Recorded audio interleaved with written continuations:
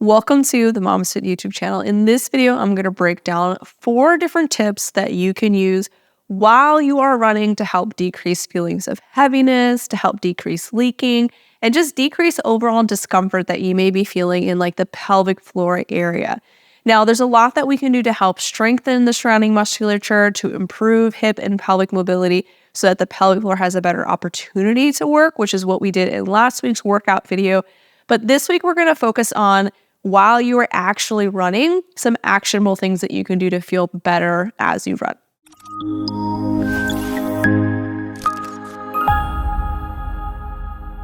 Hey, my name is Gina. I'm a perinatal fitness trainer and mom of 4 who is, I guess, a half marathoner now, maybe a marathoner. I only ran 1 marathon since I gave birth. It was not a great experience. So I've been sticking to the half marathon distance.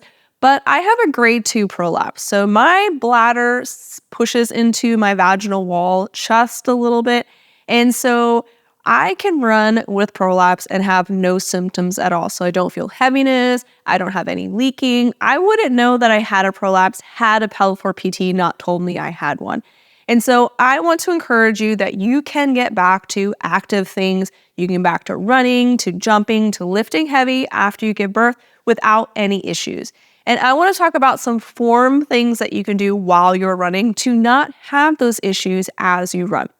The first thing that we want to consider when we are running is our rib cage position. And now for a lot of you, you may favor a little bit more of an extended spine position. During pregnancy, as belly grew, we just kind of favored more of this arch position. And then in general, as human beings, we have a little bit more extension because it helps to propel us forward. But when we are in this more extended position, it tends to tilt the pelvis forward as well. So you can see when I have a more neutral position, my pelvis is more like this. And then when I begin to arch, it's going to tilt more downwards in the front.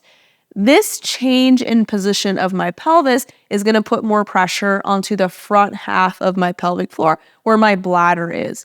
And so if you are running in this arch position, we are not only going to have the force of every stride that we take putting pressure onto the front half of the pelvic floor, we're also going to have our pressure management or how we are breathing add additional force onto the front half of the pelvic floor, which is going to make it harder for that interior portion of the pelvic floor to contract when you're running so that it can keep all your pee inside.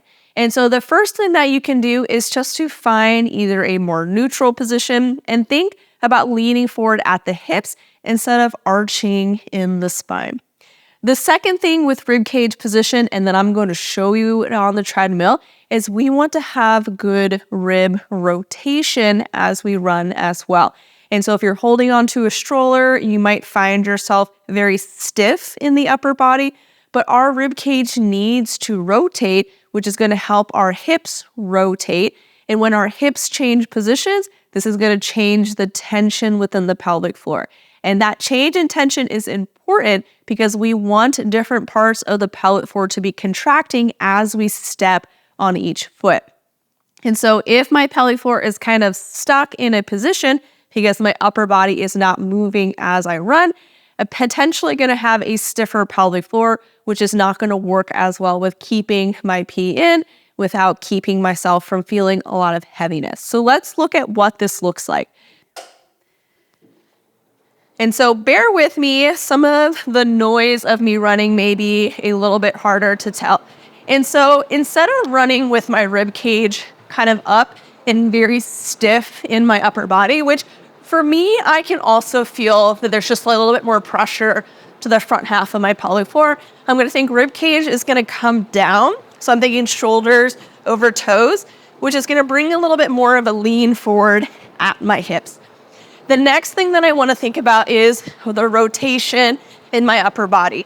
And so don't even think about your legs. We're just thinking my hand is almost trying to like touch the opposite shoulder. It's not going to, that would be a little bit too much, but I want there to be some rotation in the upper body. Once we kind of have that rib cage down, we've got a little bit of twist. I want you to think about also extending that arm back. So we're not just up here, we're also bringing the hand towards the hip, which is going to help with hip extension. And so now I want you to pay attention to my legs as I run.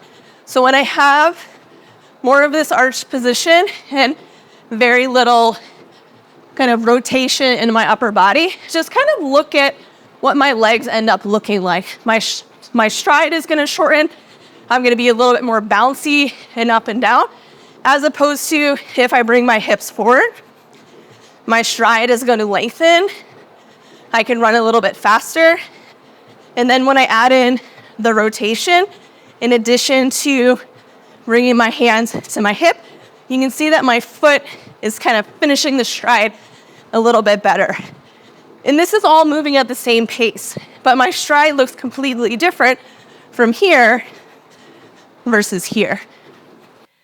So if we think about just the rib cage position, so bringing that rib cage down and then adding in the rotation with the upper body to include that full swing back is going to really help to improve our stride. And that brings us to the third thing that we're going to be thinking about. One of the things that can contribute towards more of that leaking in our pelvic floor with our running is we're very bouncy with our stride. And if we have more of that thrusted rib position, we're going to have to be more bouncy just based on the position that our rib cage is in. And so if we find more of that forward lean, we have more rotation, this is going to help you to decrease the vertical oscillation or how bouncy you are with the stride, help make your stride longer and more propelling forward. So we're going to increase our stride cadence or the speed of our stride. We're going to increase our stride length, so it's going to be more efficient, which is then going to result in you running faster. And so one of the things that can help with the bounciness of your stride is to run a little bit faster with it. But you may be like, how am I supposed to run faster so that I don't have issues if I'm not in good shape? Like, I can't run faster. We don't have to run the entire run faster. We can incorporate some walk-run sequences instead. So instead of doing a 4-mile run as fast as you can, maybe we do 30 seconds of running, 30 seconds of walking, 30 seconds of running, 30 seconds of walking.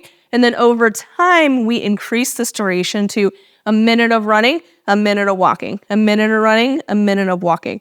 And that is going to help us to improve our stride cadence, so make it faster so that we can improve our stride length and to make it more efficient, because when we have that really bouncy stride, it's going to increase the force onto the pelvic floor and it's going to make leaking and heaviness a little bit more likely.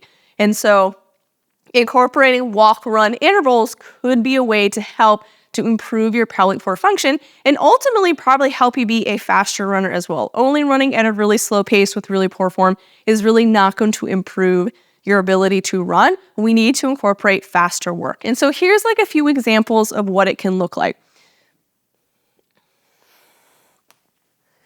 And so walk-run intervals are something that we incorporate within our postpartum programming to help people get back to running after they give birth.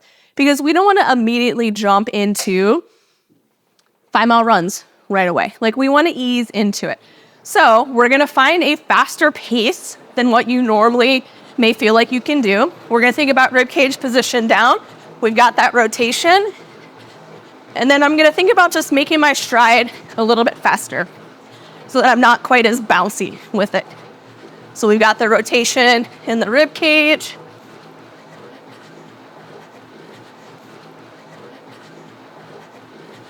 And it might feel like a lot to be thinking so deeply about your form. And then we'll just slow the pace down to a point where you feel like I can walk. And we're still gonna have our big arm swing.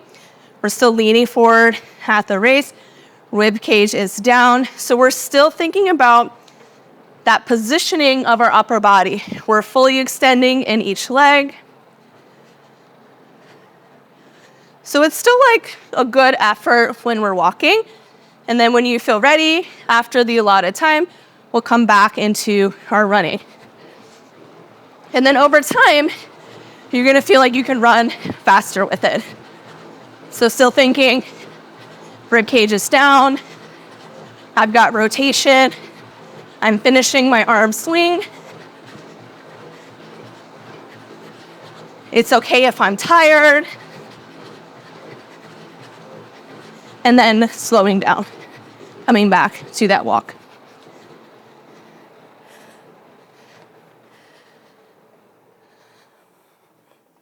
And so those are some ways that we can approach running if we are feeling symptomatic, but also some strategies that we can utilize to be more efficient with our stride.